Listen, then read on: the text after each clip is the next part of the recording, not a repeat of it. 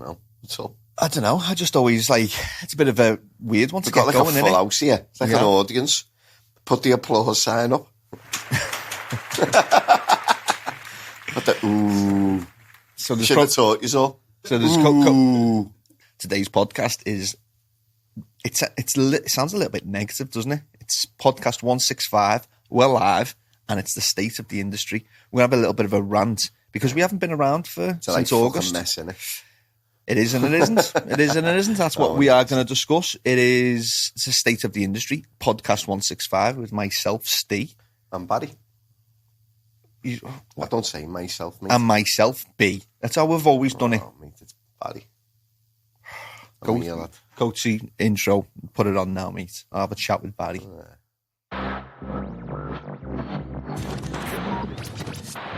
All good? Ready to go?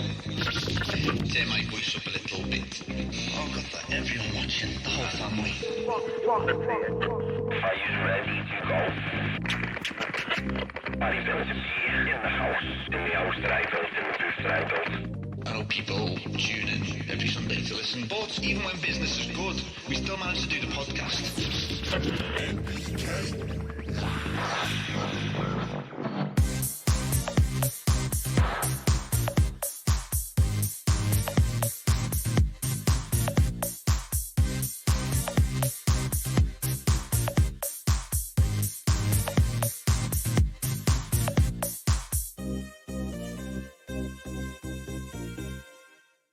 So it is state of the industry. We're going to get right into it. First of all, if you have been listening, then you all know that this podcast, we now have partners of the podcast. We have CANNA, we have AutoPot, we have SANlight, we have Can Filters, and we have Revolution Microelectronics. So because it's a state of the industry podcast, we're not going to harp on about the products because they're a bit irrelevant. In this type of podcast, it's a little bit of a political podcast. It's a little bit of a chat. And the partners, you should, as we say every week, support them because they're allowing us to do this podcast. Barry you want to do like an intro, don't you, for all of the partners? You want to say, AutoPot is a modular-based, warring, gravity-fed system. Don't you want to do something like that for it? AutoPot is a modular-based, gravity-fed warring system. It's like something of Star Wars. Sold in 35 countries around the world. I'm going to have to do that. Nice to give them an advert, though, at the beginning, wouldn't it? It's something different, isn't it? Yeah. But what we want to try and do for people that have listened to the podcast for a long time is we don't want to be doing an advert at the very beginning. We want to be including them. So last week we were talking about propagation. So we talked about products relevant to propagation with the partners. This week it's a bit of a political podcast. So today and this week, we're shouting out CANNA, nutrient company, big up. AutoPot, the best watering system in the world. Can Filters, the best and most widely sold fan and filter in the world. Revolution Microelectronics and SANlight, the LED. So big up to all those companies. Thank you very much. Let's get on with the podcast. And the first is... Where do we start? Wholesalers. Ooh, do you see his knees buckle then a little bit? Got them, the two of them. He's in there now. Is he in here now? Growth technology, I can see him. He's peering through the window. Hey, don't worry, Reg. It's all good, brother. We'll sort out all them 3 boxes of Clonex on another date, eh? Yeah. So, 2 fingers up for those that are listening. So, wholesalers, it's going to be a little bit negative because we haven't been around since July doing proper podcasts, but I'm also going to dispel some myths that people believe about NPK and people believe about me personally as well. But we're going to kick it off with What's the ones with you personally? Let's get straight to them. What's all that about? So, okay, so let's... Doesn't someone like you? No, somebody does. No, somebody thinks I don't like them. It's Hydro Garden.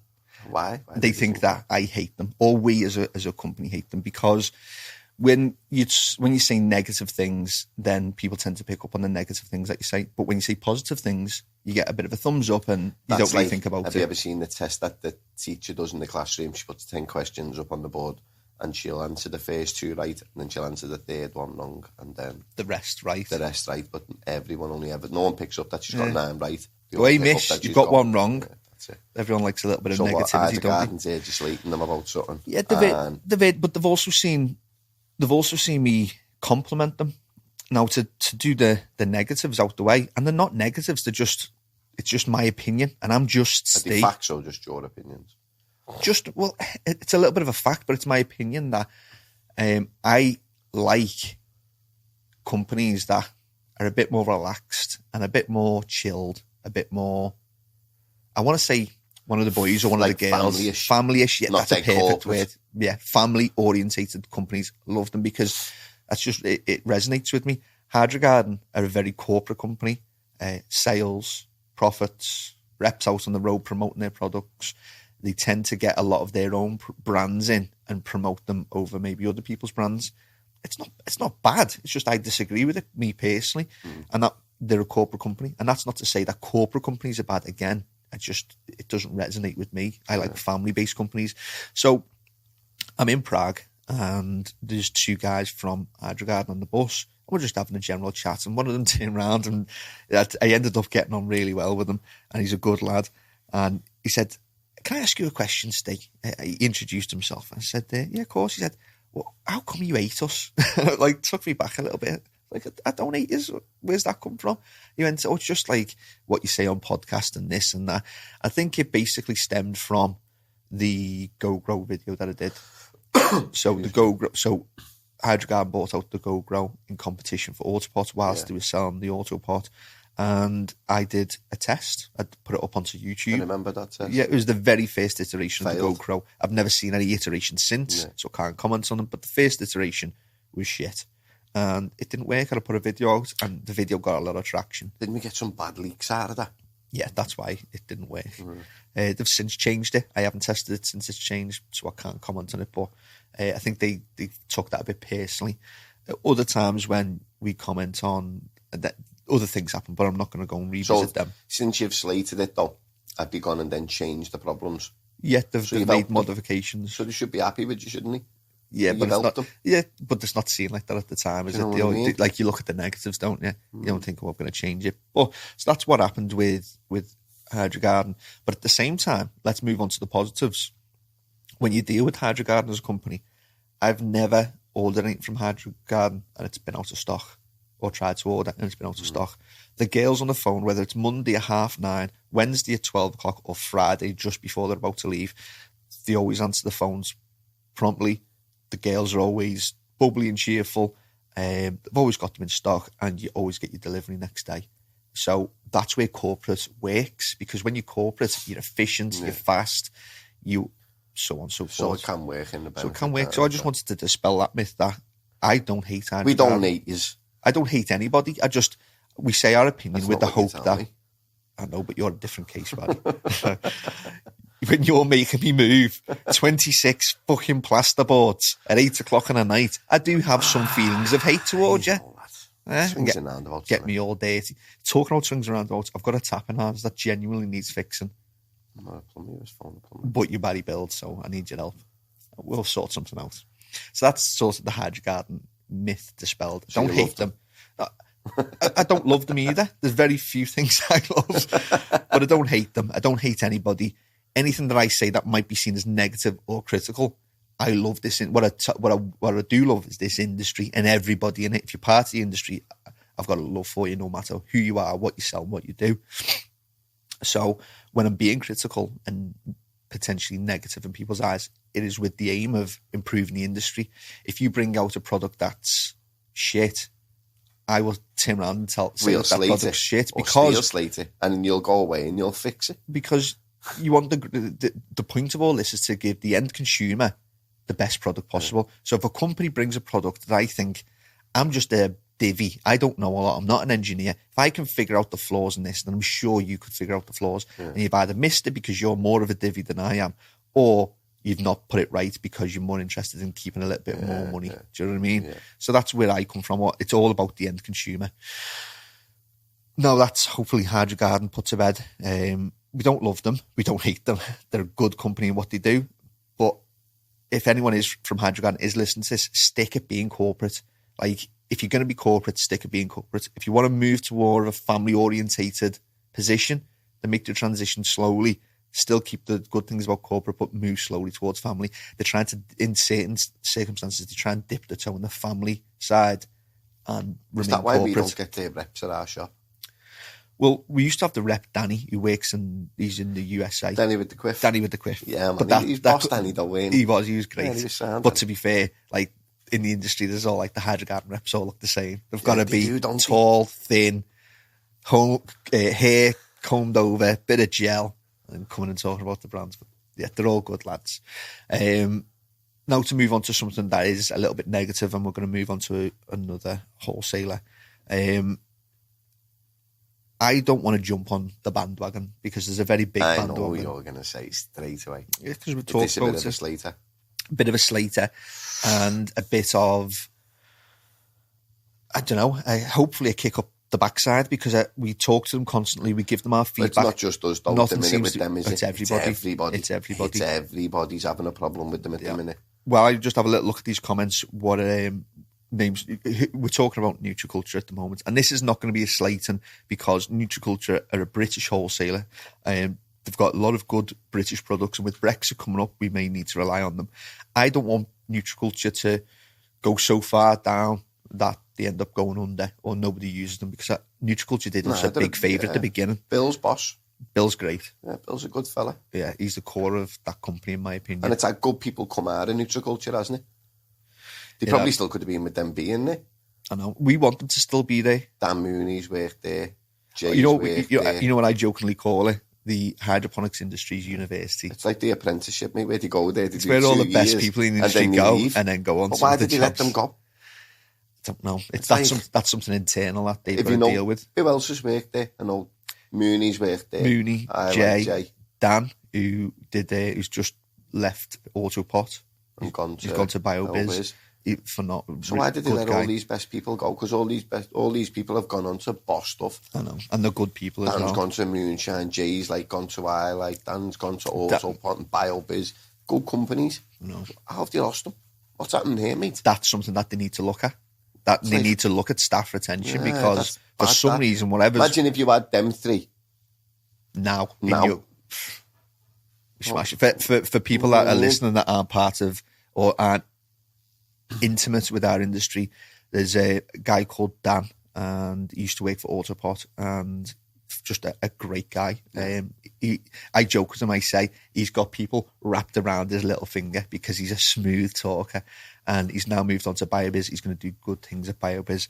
Mooney, he left Nutriculture, went to AutoPot, was a phenomenal rep, really did well. He's now moved on to Moonshine, and you're just thinking how's this happened? How are you losing good people? These staff? There's other people like Jay from that works at SANlight. He started Nutriculture. He's now top of the class in SANlight. So they're obviously doing something wrong straight away there, because these people are good big people in the industry now. Yeah. So it's something that they need to really look into. So as well as that, keeping all the good staff, I'm sure it's harder to say with the guys behind the scenes, but they lose guys behind the scenes, guys and girls, people on the phones, people in the warehouse, and that's point one. Maybe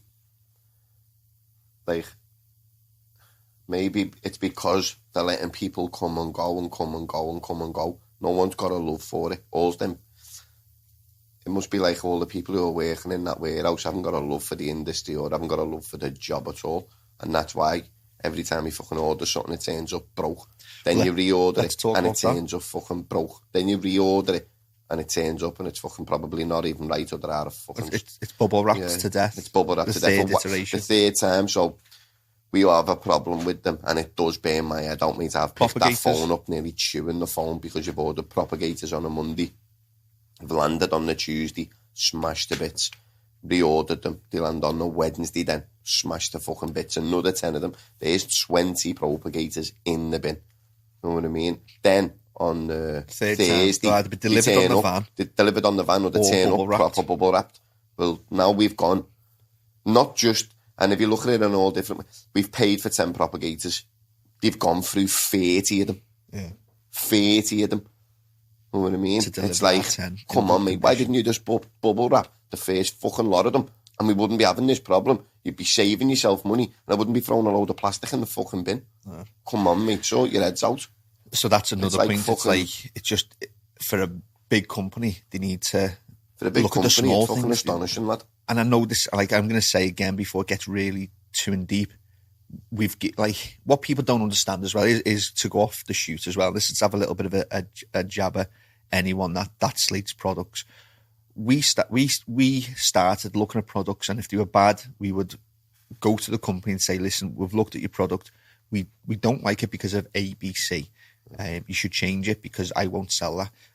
So a lot of the companies go away and say, listen, we can't change it because of this, this, and this, but we're going to work on changing it, and we'll come back to you when we've made those changes. And that's fair enough. And then you don't hear me slate it.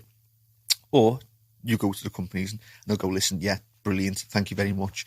They've heard that feedback from a few other shops as well. They go and change it, and the product becomes better, and you never hear about it.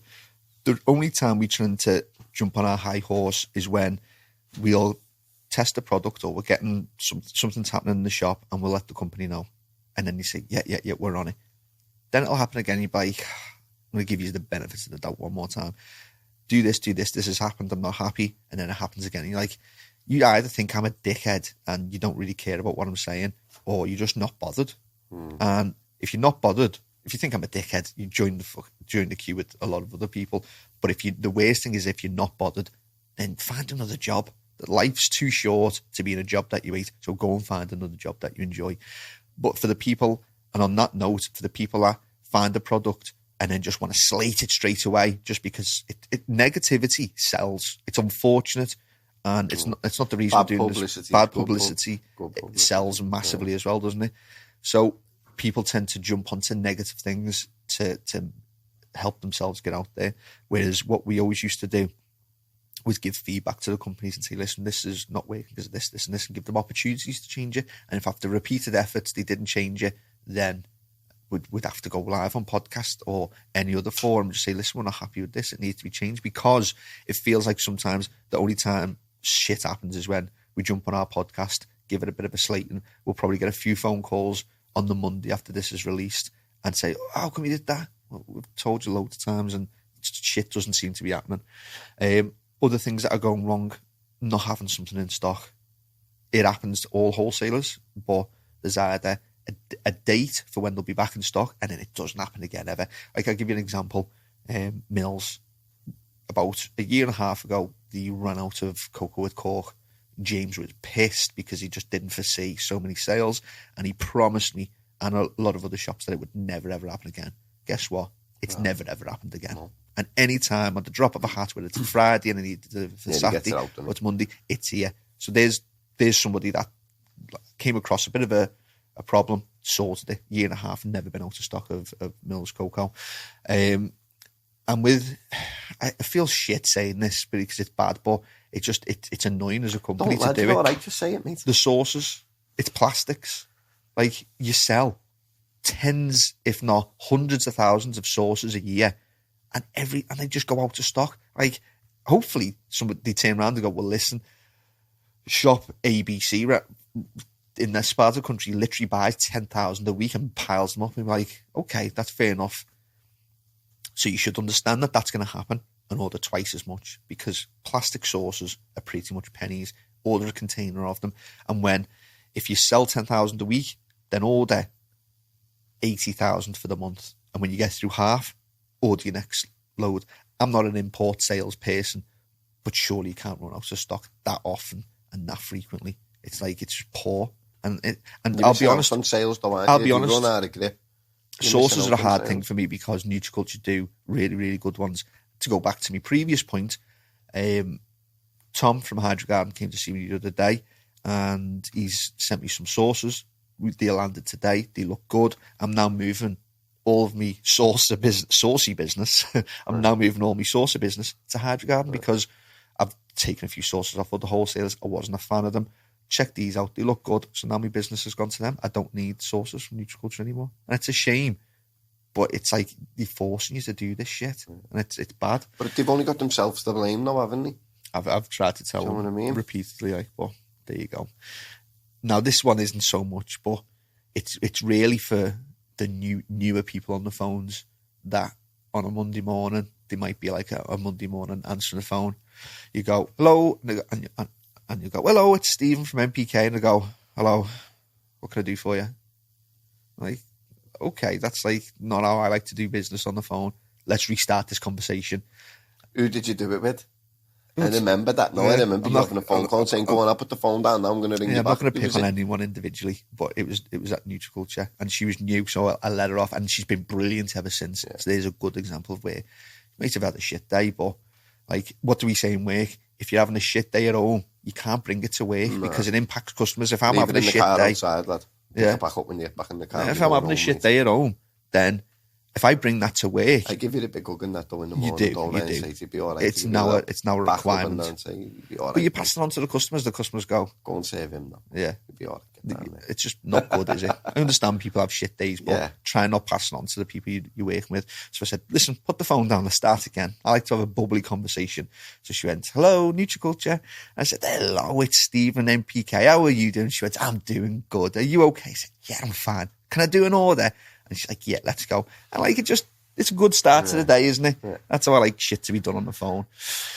And then, again, it's the newer people on the phone not understanding the products, where they have to jump off the phone and go and find out from one of the more senior members of staff what component goes with what system and how it works and what they should use. Now, sometimes it should be on my toes to say exactly what I want. But when the customer comes in and goes, I've got an NFT and I need this spigot with that hole and whatever, and you're like, oh, I haven't got the catalogue. I need this 2 metre by 8 metre tray and I need this with it. Really, they should know, rather than me getting the catalogue and going out and getting it. So, after all said and done, the lads in the warehouse are brilliant. The girls on the phones at Nutriculture, phenomenal. Bill is one of my favourite people in the industry because he helped us out at day one and I love the bones of him. Do you know whose fault this all is? The people who own Nutriculture. It's the girls on the phone. It's not their fault because if they don't understand the product, they should be given better training. If the lads in the warehouse are wrapping, then it's obviously not a requirement to wrap propagators. So make it a requirement to wrap propagators. What was this thing about? I don't know whether I can say it. Like, what was this thing about them getting some money? So yeah, they've had somebody in to help turn it around, but somebody that's not part of the industry. So it's like it's just continuing something that's gone on. And I've spoken to someone at Nutriculture and they promised me they're going to turn it around. But then since then, stuff still continues. It's still carrying on. So we are hopefully going to have somebody on from Nutriculture who said that they're happy to come on the podcast and explain it all. And you have to take your ass off to that because it's not an easy podcast to come on to, especially when we've seen this stuff, but it's not just us who slate them. You see it on Instagram all the time, don't you? It's a lot of people. It's not just us. If it was just me, I would ring up my good friends around the country that have got grow shops. I would ring Slim and say, "Hey, Slim, is it just me or do you get this?" And Slim would go, "No, they're great with me."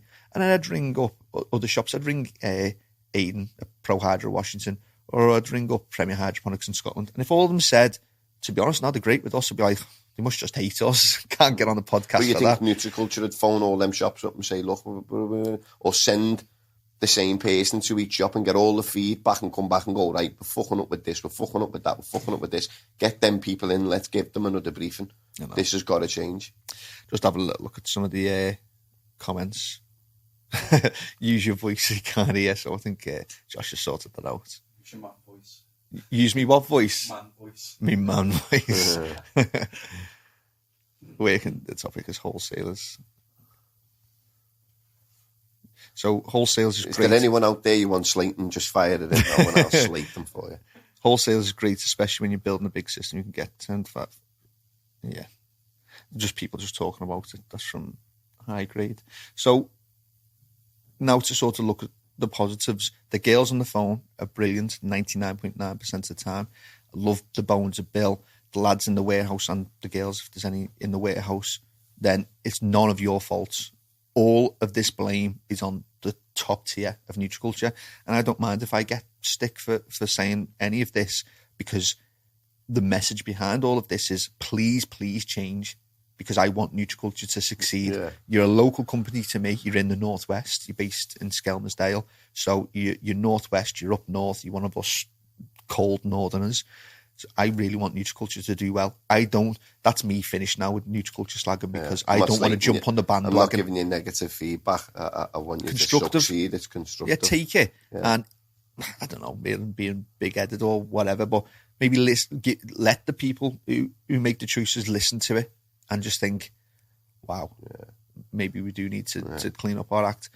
Or I could be completely out of left field. We'll get somebody from Nutriculture on and say, well, listen, this is the real... Because I have never run a multi-million-pound wholesaler. I haven't got a first clue about running a big multi-million-pound business. Is that the business. problem with them, though? That they're only interested. Obviously, everyone's interested in money. That's how the world goes round. It is, yeah. But are the people who own Nutriculture not in love with our industry the way all the other wholesalers are? And that's why they don't give a shit. And they're just like, and what? Yeah. And what? I know. It's broke, they'll order it again. And what? They're only If that's the interested in attitude, the money. it's bad. And if that is the attitude, they will fail. That was Promise the you. attitude, like, I'd just swerve the fucking lot of them tomorrow, mate. Yeah. And and we've done it before, even at the detriment a little bit to our business, you've got to make a stand, otherwise you allow people to roll over and just get away with whatever they want. Sam said, what do you guys think of NFT systems? They still are brilliant. They were great 20 years ago. Yeah, they smashed it 20 years ago, and there'll be old school growers going, what do you mean 20 years ago? I can still use it today and get great results. There's better things out there that get you better results now, though. I've never used an NFT system, I'll be honest, because it's just too old. It's just too old. I should really You're have too used young one. to remember one of them. Are you? No. No, Barry mate. admit he's an old bastard. No. Did you ever use one? Yeah. Did you That was like good. it? Yeah, mate. It was great. And Times change, people mate. say you still get great results. You know what I can't get my head around? You get big rock wool slabs, put it in the Corex, NFT, nutrient film technique. Like, if you're growing like a little bit of a big plant, how do you support it? Apart from without getting all mad. Plant yo-yos, it's all that, isn't It's it? a bit of a nightmare. It's just the same as growing in cocoa or whatever, isn't it? Growing a You know bubbler. what I mean? But Growing a bubbler, DWC. It's my yeah, favourite. try a bubbler rather than an NFT. Yeah, so there you go. He said, what would you recommend then if not an NFT? I'd say use a bubbler. Yeah, have a go of a bubbler. Yeah. Both products sold by Nutriculture. Yeah. So get your grow shop to get them in. Order two and you'll probably be able to make one up out of the two. Stop it. We're not, because that's it, finished now. We're not jumping on the bandwagon. I just needed to get that message out there so that they know how we feel, and that if you're going to make a change, make it yesterday so that we can move forward. And then in 4 weeks' time or 3 months' time, we can turn around and say, you know, when we slagged off Nutriculture, they've only gone and turned it around. Yeah, they've only spanked our asses, mate. Yeah. You're walking around AutoPot like they fucking own the gaff. Exactly. And Nutriculture were a phenomenal company a few years ago. And I want you to get back to that place because you're Northwest, you're local, you're Skelmersdale. And we want British companies to do well, especially if Brexit's going to affect us. Yeah. You could find out Plant Magic absolutely kills it in 2019 because it's the only... Plant Magic and Buddha's Tree end up killing it because they're the proper British products. Next one. What else? So you've disrupted me flow a little bit. So we've done this, but I gave Hydroguard. So back to the last sort of podcast, a good few last year. Gave them shit, didn't I, over the Go Grow versus the AutoPot. And then an anonymous letter was sent out trying to educate me about where AutoPot originated. A little bit offensive because I do a lot of research. I fully understood where AutoPot originated. I fell out with someone from Go Grow, you know, in our shop. No, you didn't. You fell out with somebody from Alien Easy to Feed. Is that who it was? Let's talk about it in a minute, all right? Because this is one of them podcasts. It's political.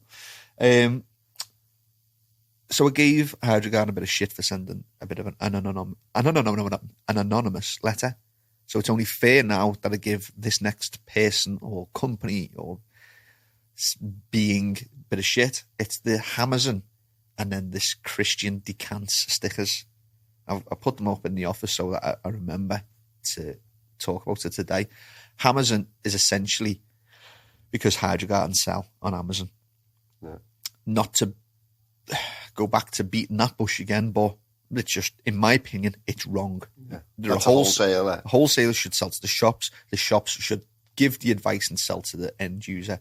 Wholesalers should not be selling direct to consumer, in my opinion. No. You will ruin an industry by doing it. It's wrong. I don't know. I'm being maybe a little bit one-sided here, but I can't see any benefit apart from to Hydroguard, who will make more money on selling on Amazon. So that's that. So I'm not going to harp on about it, but you needed that background to understand what the Amazon sticker was, which is Hydrogarden selling on Amazon, and had the little thing here saying raping our industry since 2016 because people are angry about it, and rightly so. Now, and then there was another sticker saying Christian decants. Don't be, I don't like saying the word that they used, don't be a bell end, we'll substitute, don't be a bell end like Christian, don't decant. Now, what this means is that there are shops up and down the country that will take a 10-litre product and siphon it off into 1-litre bottles and make more money, or white label it and sell it on as even more money just to try to make a bit more profit. That's not good either. But has certain things gone on to force these shops to have to do that? It's wrong. It's probably like, if you got caught, it's not going to turn out well for you. But so what did you do on buying like a 10-litre? Buying like a 10 or a 20-litre and just decanting it into 250ml, 500ml. It's like me buying a 20-litre water for a tenner, pouring that into these 500ml bottles and selling them for £1 each and getting more money out of it. So it's in my opinion, again, it's wrong. But on the other side of the shoe, on the other foot, have those companies been forced to do that for whatever reason? My main point about this is, though, why were they sent out anonymously? Like, I'm willing to tell anybody that decants, any shop owner that decants, it's wrong. I can maybe understand a little bit why you might have been forced to do it, but it's wrong. You shouldn't be doing it. You're kidding the end consumer. Someone stuck that on. Every shop got one, didn't he? No, yeah, I think I know a few shops that got them.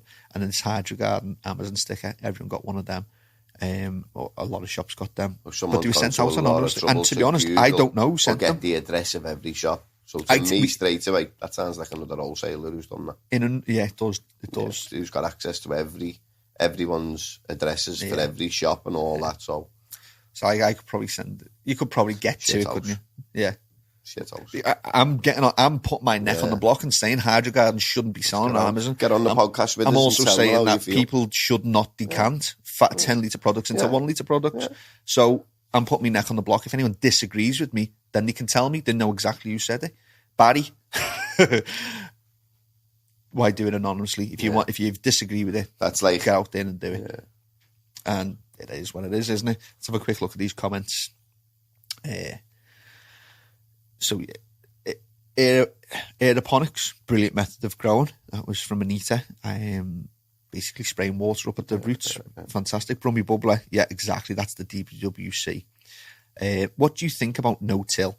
That's from High Grade. To be honest, no-till, I don't know a huge amount about it. It is organic farming. It's where you try to leave as much in the soil as possible when you're outdoors.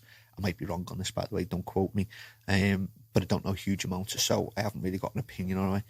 Organic growers that I respect quite like the method, but I'll do some more research and I might end up doing a no-till or an organics podcast in the future, and we can definitely talk about it. Sam said Hydrogarden also selling a DIY shop called Homebase. Didn't know that. No, that's shocking. I didn't know that. Yeah, and Sam agrees wholesalers just supply the shops. But if they're selling to Homebase, well, you can't really slate them for that because they're a wholesaler selling to a shop, aren't they? Yeah, I suppose, yeah. Right. Homebase isn't really in our industry, but it's just not as bad as putting on Amazon. On Amazon. What's the prices on Amazon? To be fair, the prices on Amazon are okay. Are they okay? Like us? Like yeah, the full RRP. From what I saw, and again, I couldn't see everything, but from what I saw, everything was full RRP. So you can't slate them for that, but they just shouldn't be on there in the first place. If they were trying to undercut shops, then that's just disgusting.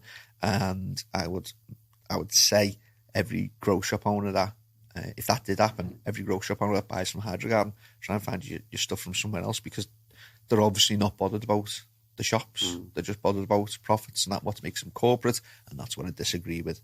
But again, I don't hate them. On to the next one, a little bit different. Prices of products. Sort of, how can we regulate it? What problems does it create? You can't regulate it, though, It's illegal to try and regulate prices. Companies should stick to RRPs, but in a competitive industry, there's over 500 shops in the UK. How do companies get that competitive edge? And the easiest way is to sell for cheaper. But what happens, and this is like, again, I'll probably get slated for talking about this, but it's just real, is that if every shop just knocks a £5 off, and then the next shop has to compete because they want to knock a £5 off, and before you know it, you're selling the product for next to nothing. What happens when you don't make any money at all on a product? Well, you either don't. You're still going to sell it, or you keep it on the shelf. But if somebody says to the shop, "What would you recommend?"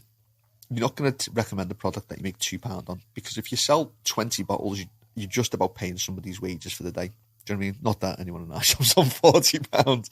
You'd have to sell like 30, 40 bottles. Do you know what I mean? But that you'd have to sell amounts just to pay somebody's wages for the day. So you don't try and push. But that's a shame as well, though. Because it's a good product. It could be a shit product, but it could be a very good product. And the end consumer, and it's... I think, though, what I've noticed is if it's a shit product, like, the price stays the same, like, because it is what it is. Yeah. No one really comes for it. It's that product that everyone wants and needs, and it's your shop gets hammered for it 20 times a day, bam, bam, bam, bam, bam, and every other shop in the country is getting hammered for that same product. Maybe not in the country, but certain areas where they like certain feeds, and everyone in that area or that city or that whatever is picked up on that, you know what I mean? Yeah. And it's them ones that decline. You're spot on there. It is the good products, because, the shit products, because nobody really wants them, do you? If it grows dust on our shelf, we say it grows nettle. That's what we say, don't we? If it grows dust, it grows nettle. So it's a hard one, because as the end consumers, the grower who's using the products, you want the best deal for you. Right. But if you can just be a little bit more, I don't know. Soon enough, you're going to have the most. See, it's mad, because see the shit products. The products that don't are sell. Phenomenal. Yeah, they're the ones that you'd expect where people come in, they think, I've had that on the shelf for 3 months. Yeah, go on. You can have that half price, lad. There it is. There, go on. Let's out the door. But the products that they're selling day in, day out, they're the ones where you'd think they'd say, nah, don't budge on the price. If no one budged on the price, they're still going to buy it, because it's still obviously a good product and people are wanting it, it's in demand. So you'd think that they'd keep it at that price, but they don't. Every shop tries to half-dog each other and, I'll knock a £5 off and buy them off me, I'll knock the £10 off the 5 litre ones. And before you know it, lad, you're not making any profits. A fucking penny, and your shop is fucking rammed. You've got shop workers working all day to supply that product, and it doesn't even pay its way. And at the end of it, you then could get to the point where you make that little that you stop promoting the product. So now you're not telling your customers the best advice. You start to feel it in the shop, because now you've got all these shop workers, you've got all your overheads, and this product's flying out the door, and potentially if you sell 20 of them a day and you can earn, I don't know, let's just say you can earn £30 a bottle on whatever it was, let's just throw a number in. Well, now you're not making that, you're making £5 on each bottle. So now your numbers have gone down, haven't they? So it's like, you're just killing yourselves doing it, mate. Yeah. I won't do it, lad. We made a decision. I can get it cheaper down the road. See what are you doing here then? Yeah. Why are you here? Because... Beat it. Down the road and get it. We've done that since day one, haven't we? Lad. Because... And again, it might be big-headed, but one of the things I love is this industry. And because I love the industry, it's very easy to stay up till 10, 11, 12, 1 o'clock if you get carried away, like researching and going through the products and really knowing everything that you can want to know. So we try and sell ourselves on, you might be able to get it for a £5 down the road, but if you never want any advice, or, when something's going wrong and it's an in-depth problem that you're not going to resolve by adding a little bit of extra nitrogen, or you've overwatered, so stop overwatering. It's an in-depth problem. Like, I'm not saying that the shops that sell for dead cheap don't know what they're saying, but I know my shit, and I can help those customers. I'm not about to start saying, I'll chip a £5 off, because you're going to make no profits, and then you're not going to make any money, and then you're going to have to start not telling the end consumer about products because you don't make money on it. It just gets into a big thing where nobody's winning at the end of it. The end consumer's not getting the right advice. The shops aren't making the profits. So therefore, the manufacturers and the wholesalers don't sell as much because they're not being promoted. You stood at the counter, aren't you, for half an hour selling the product that you're making £5 on, that you've had to buy for however how much. I know. What do you do? The reason I'm bringing this up is everyone's fault, that though, isn't it? Not just one person's fault, it's everyone's fault. It's everyone's fault. It's the end consumer's fault, even though I understand what they do and why they do it. Because when we want something, and we were in B&Q the other day, and it came up like something was £20, and you said that's in home base for 15. You go and get it, don't you? Because you want to save a bit of money. But they're big. I won't, though, lad. I won't, because I think by the time I get in my car now Yeah. and drive to there, I cannot be asked for a $5. Yeah. But like, that's that. what some people will go through. They'll try and save a $5 to drive 5 miles. Yeah. And and then it turns out that they didn't have that product in stock. It's just a mad And then they end up coming back. So for any shops that have got listen to us and respect us, then you're probably going to be one of the good shops. And we've had a sign made here, the Stevie experience. I love that. Stevie. Who's made that? Who's made that? That's a belter. That's red. That's looks like a red strip, that. Who made that? So Josh, I'll put that up. I'll tell you what I'll do. I'll post it up on the Instagram later. The Stevie experience. That's a belter. They probably thought that they're taking the piss there, but I'm actually made up with that. Stevie. So fuck you if you had taken the piss. It's a piss take on the Joe Rogan experience. Listen, for people that are listening, I'll put both images that these bellends have made on my Instagram later, so you can all take the piss out of me. Yeah, you'll have to share that on your Instagram. I will do. Follow me at Instagram at NPK_hydroponics, and you'll be able to see that. And you'll be able to see what a great bunch of friends I've got. A-holes. Right, getting back onto the podcast. So where were we up to? How do we regulate it?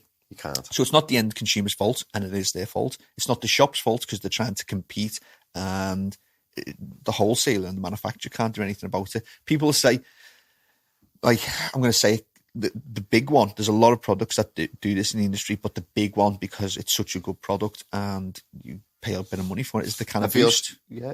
That's where a lot of people try and dig the price in. I've seen the decline in our shop on CANNA Boost. Yeah. Because...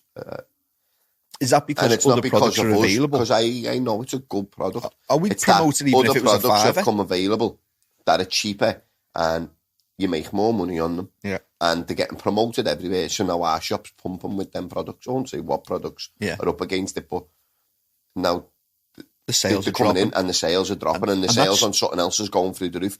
But if you're noticing that, I'm noticing it, but I can also now see.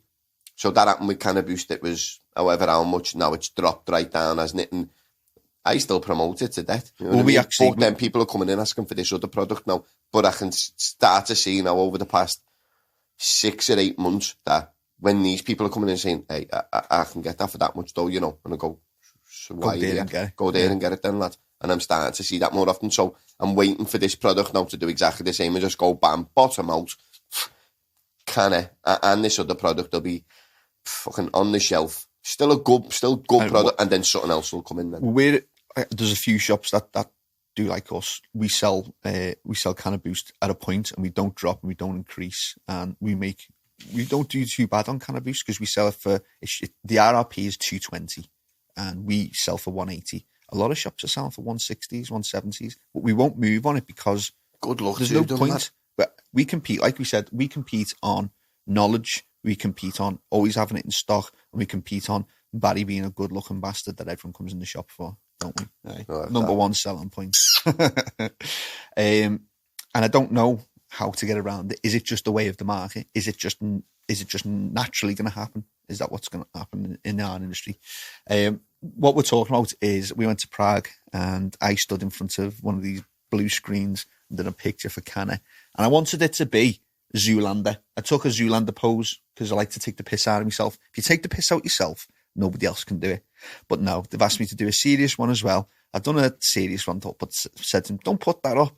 And they sent me the gorgeous posters, by the way. Great marketing. Well done to them. But I just don't like my mug. I'm an ugly bastard. That's why I do a podcast. I shouldn't be on an A5 piece of, or an A3 piece of paper. So it's out there now, isn't it? No choice about it. You'll be able to see that. Steers, CANNA. Shut up. So we've got a couple more points to make before we wrap up the podcast and we stop being so negative, Barry.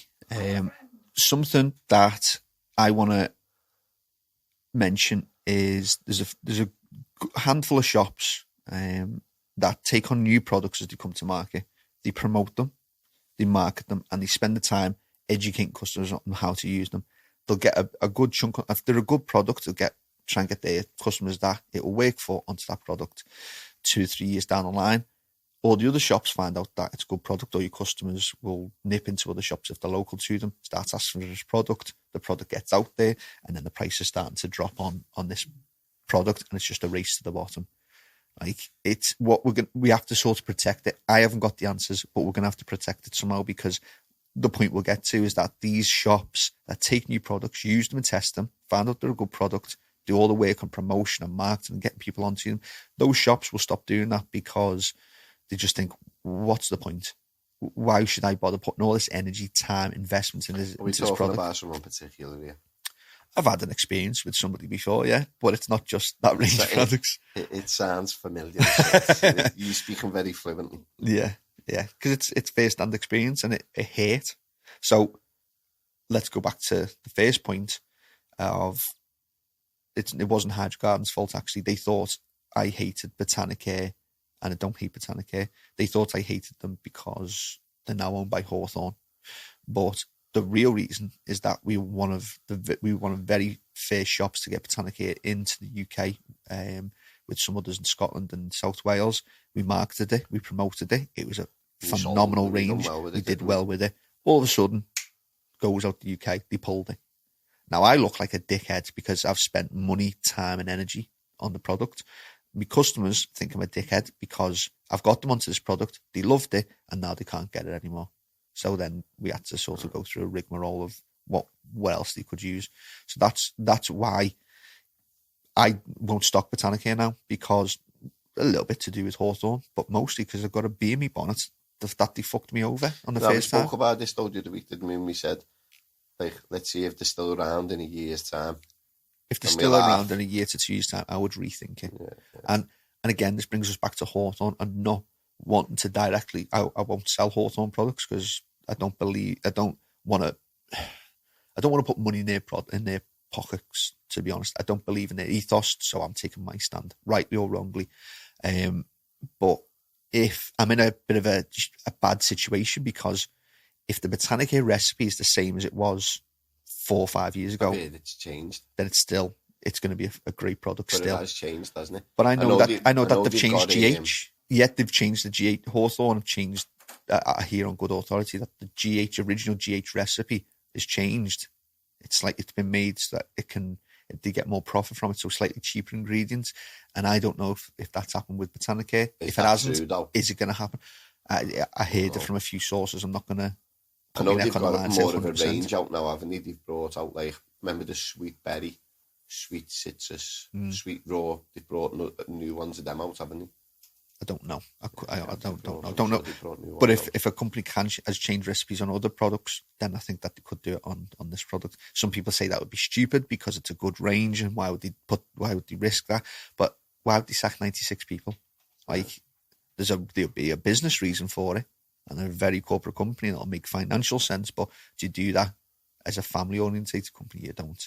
So that just rounds up my point of companies need to be real wary of getting the core shops that promote products, so that, because I'll just stop doing it. Like, it's very rare for me now to invest money, time and energy into a new range of products, because I think, what if they do the same to me as Botanicare again? I don't want to look like a dick in front of my customers, who, at the end, when it's all said and done, it is them. If we do everything for our customers, it's all aimed at them. For the end user. So I don't want to look like a dick again. Now, this podcast, a little bit inflammatory. I haven't got hardly any of the answers, but I hopefully wanted to stimulate some debate. If people are watching, they can send ideas. And the end users, if you've got ideas, how do you feel? Manufacturers, wholesalers, am I an arsehole? Have you got a different way of looking at it? Most definitely. I wasn't asking you, Barry. Oh, sorry. Yeah. What do we do to improve our industry and to make it? It's going to become probably corporate as the big guys come in. How do we maintain our family-orientated business? How do we maintain our family-orientated business? It's a power move, Barry. A fist in the air. Coatsy, how long have we been podcasting? Because I don't want it to go over an hour, really. But 52. We've got 3 minutes to wrap up the podcast. Singers out Wednesday. No, I've got 2 things to say. Support growers, end users, support good shops. How do you spot a good shop? Well, what does it achieve, supporting good shop? good shops give you good advice. They won't sell you products. They will advise you on a range of products and ask you to make your decision. They will stock what they believe in, what they've used, or what they've heard good things about what their friends have used. In my opinion, a bad shop would be a shop that sells absolutely everything. Like every product that's available, they'll sell. Some people would disagree and say they're just giving the end consumer as much choice as possible. But then if bottle A, that costs £20, and replica bottle A costs £20, but by different brands, and the customer says, yeah, that seems like the right range for me. What one do you put them onto? Is it the one that you make a little bit more money on? Or what do you do? The one that you know works. The one that you know works might not be the one that you make the most profit on. It just puts you in a position where you're like, why are you selling that to me? Every product in our shop and every product in any good shop around the UK will be tested by the people that work in the shop or tested by their very trusted friends that they can make recommendations. They won't just sell every range of nutrients or every range of fan and filter. Do you know what I mean? And that's how you spot a good shop as well. They will spend time with you, whether you spend the £5 or whether you spend £50 or whether you spend £500. You'll get the same amount of time spent with you, if possible, if they're not absolutely rammed and can't. But you just don't dismiss you because you're spending a £5. You do this job because you love it. And most growers are switched on. They'll get the gist when they're dealing with somebody that loves the industry compared to somebody who's just there just as a job. So support the good shops because it will help us all in the end. Do you know what I mean? So that's my little message for the end of the podcast. Have you, Bellens, got anything to say? Has anyone got anything to say? Oh, they've all gone very quiet now, haven't you, in the background? Oh. So that is podcast 165. How do you want me to sing it out, Barry? Sing me out. Sing. Have you got any questions? What do you reckon? You're just too good to be true. Can't take my eyes off of you. You feel like heaven to touch. Right. I want to hold you so much. Got carried away with himself. I don't know what happened to that little box of veg and bloom. We will never know. Everyone that's listened to podcast 165 with me, Steve, and Barry, thank you very much. Yeah, thank you very much to the partners, CANNA, AutoPot, Can Filters, SANlight, Revolution Microelectronics. Without you, we couldn't have done this podcast. Thank you very much. We'll see you next week. Bye-bye.